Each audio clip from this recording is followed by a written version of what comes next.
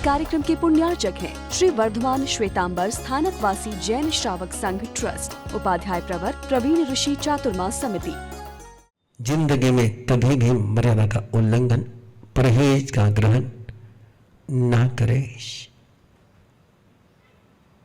सोचे, बहुत गहराई से सोचे, बहुत गहराई से सोचे। जितने गहराई से सोचोगे उतने प्रभु की वाणी अपना सच में से जा मिट्टी भूयि सुख पाए। स्वयं के अनुभूति से सत्य की गवेषणा करोगे तो ही प्रभु की वाणी का सत्य समझ में आएगा। स्वयं के अनुभूति की साक्ष्य नहीं लोगे तो प्रभु की वाणी का सत्य कभी समझ में नहीं आएगा। थोड़े के लिए ज्यादा मत खो, थोड़े के लिए ज्यादा मत खो। थोड़ा खो गया है, उसको पाने के लिए और ज्यादा नुकसान मत करो। कहानी वो भी है कि एक पैसे को पुनः पाने के लिए वो भिखारी अपने पास की पूंजी जमीन में गाड़ करके पैसे को खोजने के लिए गया, चवन्नी को खोजने के लिए गया। अब चवन्नी जहां गिरी थी वहां से किसी ने उठा ली, वो तो मिली नहीं। वापस आकर के देखा तो जो गाड़ के रखा था वो भी चला गया। ऐसे भिखारी हम कितनी बार बने हैं।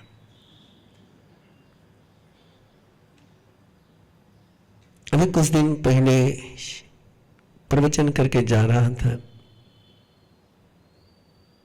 और एक बहन रास्ते में बोलती जा रही थी कि मेरा साहब, मेरी वो एंगेजमेंट के रिंग अंगुली में से कहीं गिर गई, वो मिल नहीं रही है। 10 दिन हो गए, 15 दिन हो गए, मैं बहुत बेचैन हूं, बहुत परेशान हूं, क्या करूं क्या करूं क्या करूं। मैंने उसको कहा, जो खो गई उसके पीछे तेरे आज के दिन की शांति क्यों खोती हो? नहीं मेरे साहब, कैसे करूं कैसे करूं कैसे करूं। मैं कैसे करूं तो रोती रहे। अब जो खो गई सो खो गई। ऐसा हम भी करते हैं ना। जब भी मैं ये भिखारी की कहानी को याद करता हूं, ये कहानी मुझे तब याद आती है जब जब मैं किसी को देखता हूं कि उसने बालों को डाई करी हुई है।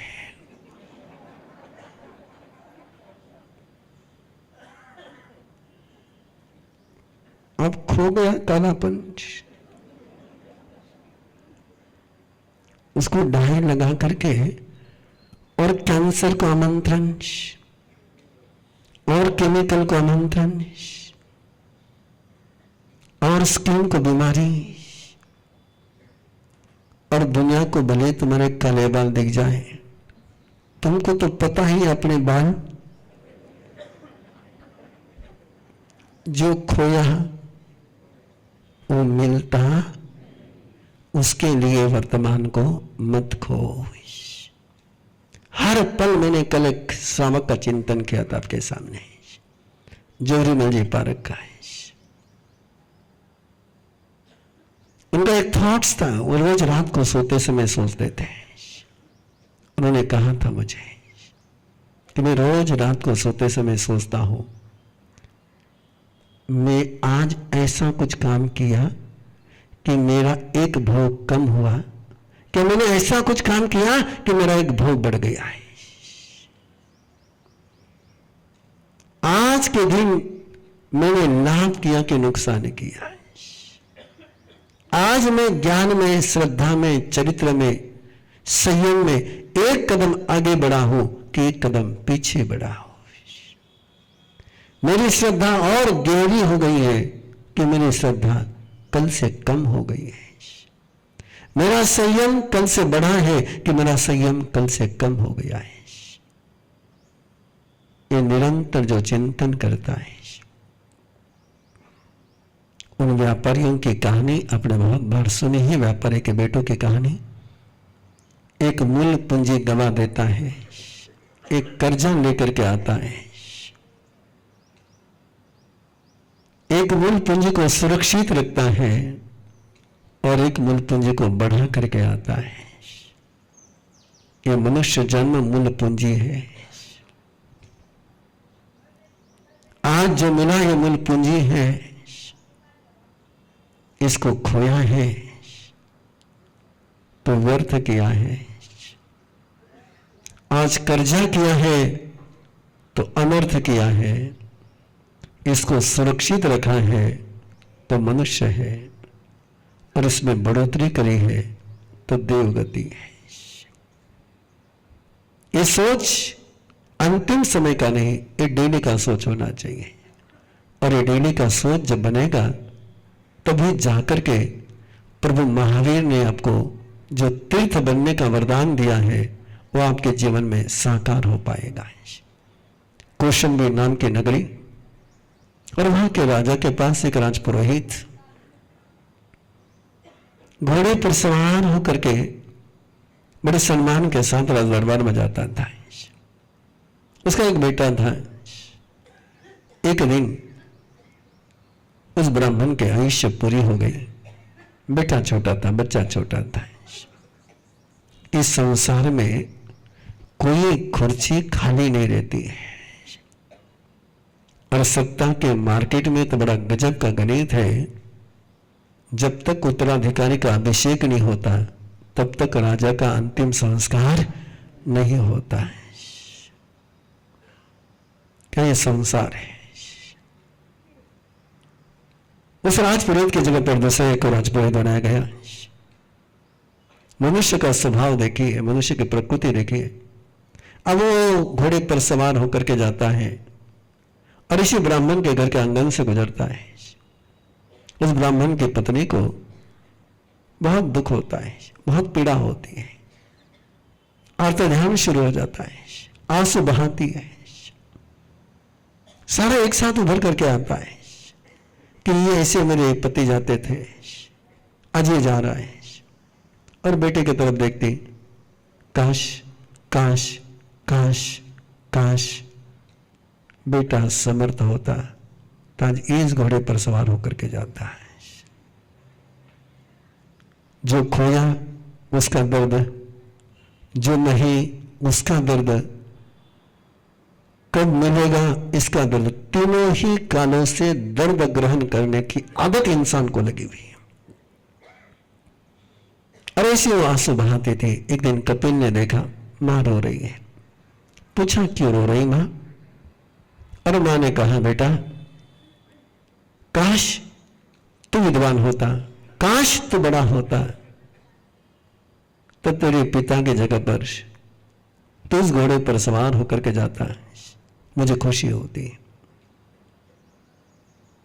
बेटा मां को प्यार करता था।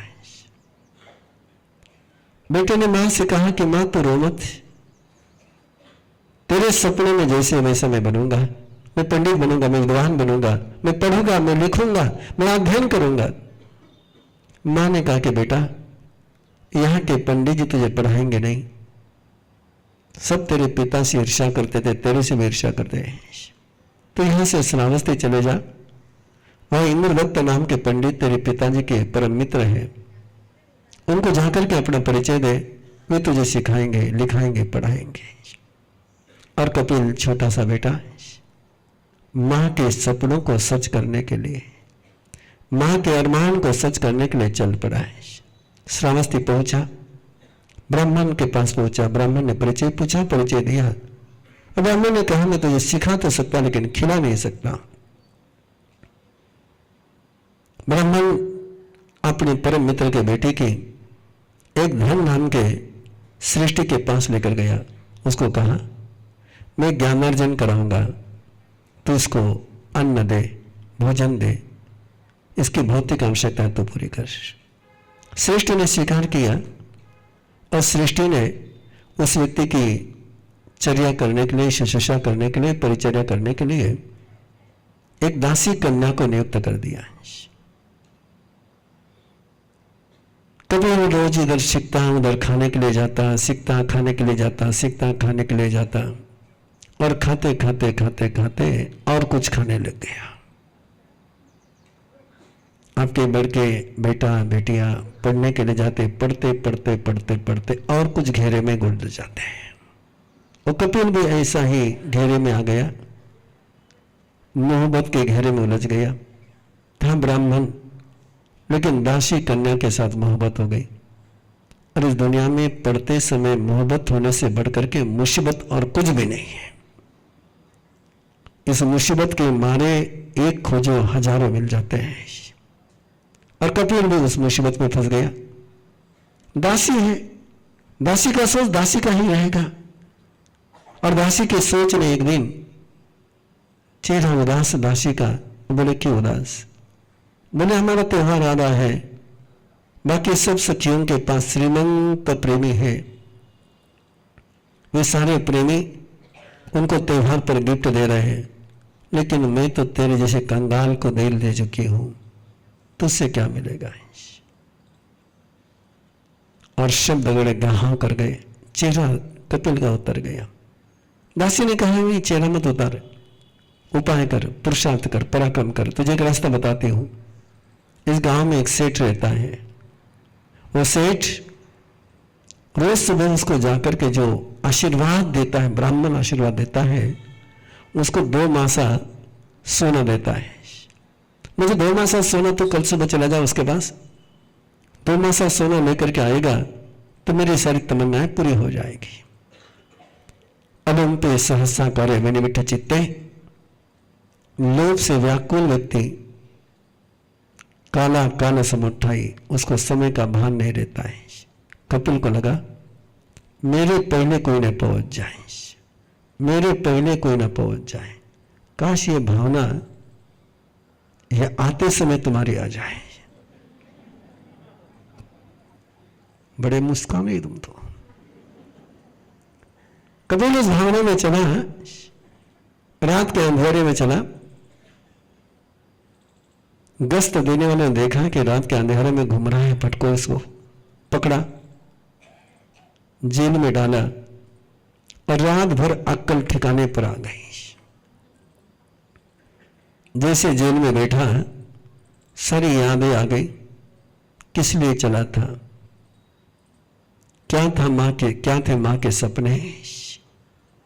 जब मां को पता चलेगा कि मैं जेल में हूं, मां पर क्या बीतेगी। जब उन्हें गुरु को पता चलेगा कि मुझे चोर के रूप में जेल में डाला गया, उन पर क्या बीतेगी। उस सेठ पर क्या बीतेगी जिसने मुझे खाना खिलाने के लिए व्यवस्था कराई। और अंतर अंतर संवेदन करते करते उसको लगा कि गलती मेरी है। रात भर में ऐसे आंसू बहाए कि दिल पावन हो गया, दिल पवित्र हो गया। आलोचना कर ली। सुबह जैसे राज दरबार में प्रसेनजीत के दरबार में प्रस्तुत किया गया, राजा ने उसका चेहरा देखा, निर्मल चेहरा हो चुका था। जो अपनी गलती को देते हैं दिल से कबूल कर लेते हैं, उनकी खताएं खिदमत हो जाती है। और चेहरा बिल्कुल इनोसेंट था। राजा ने पूछा क्या बात है, तो दिखता तो नहीं चोर, तो अपराधी दिखता नहीं, क्यों पकड़ा गया। और कपिल ने पूरी कहानी सुना दी, पूरी बीती सुना दी। राजा ने कहा 2 मासी के लिए तुझे जितना चाहिए उतना मांग ले, दे देता हूं। कभी आपने सोचा, कभी आपने स्वयं के साथ संवाद किया, कभी सुबह उठ करके, कभी रात के समय में, कभी स्वयं के साथ आपने बातचीत करी क्या। मैं पूछ रहा हूं, स्वयं के साथ कभी बातचीत करी क्या, एक प्रयोजन पूर्वक कि मुझे क्या चाहिए। एक सवाल तुमने कभी स्वयं को पूछा क्या, और मुझे जो चाहिए वो मिल गया तो क्या होगा। कपिल ने राजा से कहा कि राजन, बिन सोचे मैंने कदम उठाए जेल में पहुंच गया।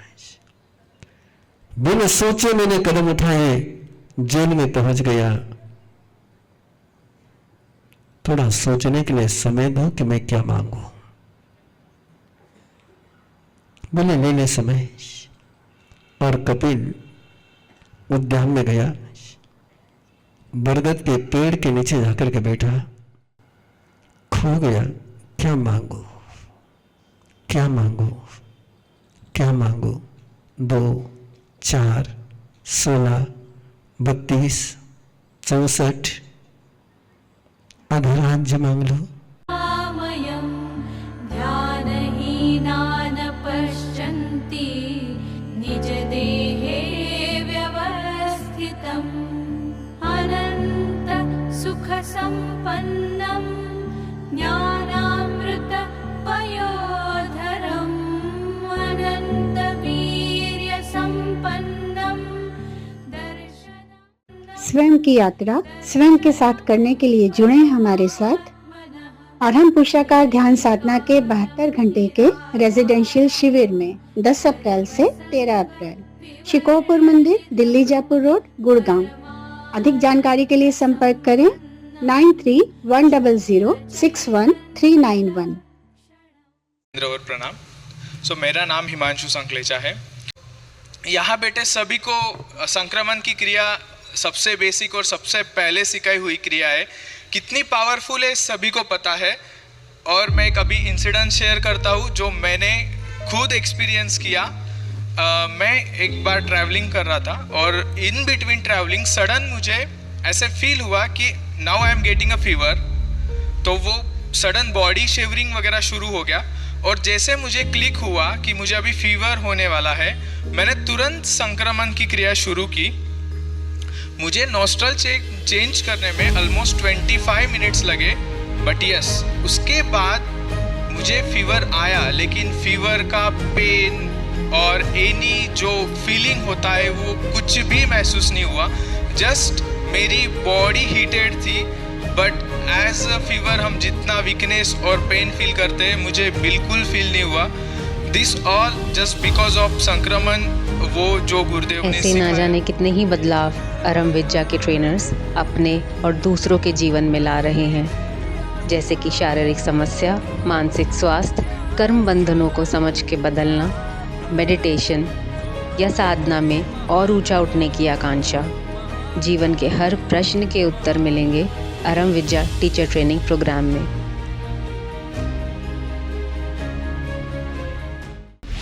इस कार्यक्रम के पुण्यार्चक हैं श्री वर्धमान श्वेतांबर स्थानकवासी जैन श्रावक संघ ट्रस्ट, उपाध्याय प्रवर प्रवीण ऋषि चातुर्मास समिति, महावीर भवन, इंदौर।